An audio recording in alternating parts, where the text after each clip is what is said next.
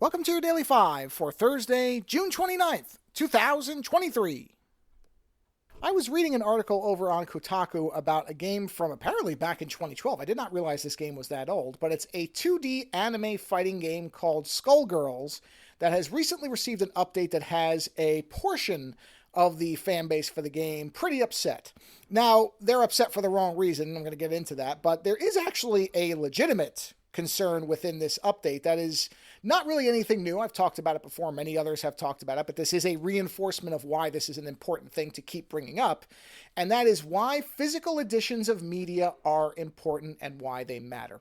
So as far as the update for this, which this game did have a very limited, from what I understand, physical release, at least in its original incarnation. It looks like there's going to be another one for a big revamp they're doing of it. There's some kind of big new edition coming, and apparently, although that apparently is also tied up in rights, so they're back and forth rights on something, so we'll see if it ever comes out. But there was some type of limited, very limited physical release, but it was mostly available in digital form, digital storefronts, digital codes, all that type of thing, as many games are now. And there were changes that were recently instituted because the game changed studios in 2020 after the lead of the previous studio was accused of being some type of sex pest. And so it was moved to a different studio. And as part of changes for this upcoming edition, they've removed certain elements which were seen as overly sexualized and as this, I don't remember the exact term they use, but basically the game references or uses the visual language of fascism and Nazis specifically. And so they toned that down a bit. They felt it was because of real world events that it was not something that they wanted in their game. So they're removing things like armbands, red armbands, which apparently was enough to cause people to lose their minds. And I started seeing things about the most laughably stupid term that we have in modern, well, one of the most laughably stupid modern terms, self-censorship, that people use as if it's something that everyone doesn't do every single day of their lives, depending on what situation they're in. Guess what, everybody? We all self-censor. Stop using that as some kind of term to mean something. It's meaningless.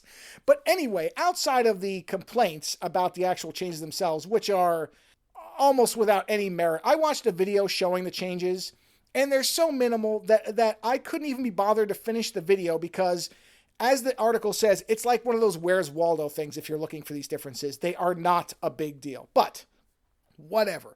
What they do reinforce is why there need to be physical editions of media from the get-go. Because if somehow these changes really have destroyed your ability to enjoy the game, which I don't believe is true for anybody, but let's say it is, then you would have the physical version that you bought back in 2012, 13, whenever it came out, that you would just be able to keep playing.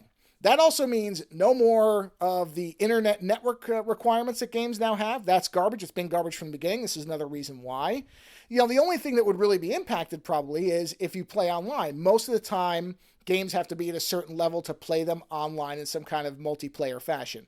So you would lose that. But I would say that if this is so disturbing your enjoyment that you can't play it offline, then you certainly wouldn't be able to handle playing it online. And plus, these seem like story elements as opposed to online multiplayer. So I'm guessing if you're bothered by this, you're playing the single player portion more often, or more importantly to you anyway, so you wouldn't be as disturbed by that.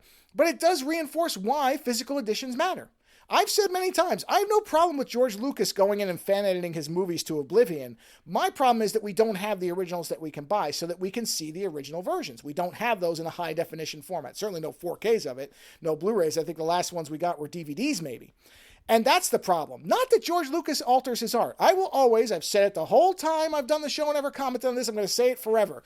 Artists are free to destroy their art in whatever way they want. That is their right. They created it. They can do whatever they want to it. So everybody can shut up about that.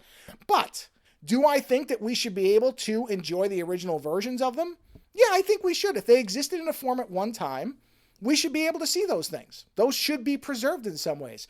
Especially things like video games where, forget even the artistic changes, there are often patches and updates that break parts of the game that were working. So even just that, if you have a game that works and you don't ever want to update it, you shouldn't be forced to. You should have a way to play that original one that doesn't involve going to some, dark website or whatever and pulling down an ISO that somebody hacked and cracked to pieces to be able to make it work. I mean, nobody should have to go through that type of effort to be able to play a game. So I understand that these people are upset. My thing is, they're upset about the wrong thing. Later.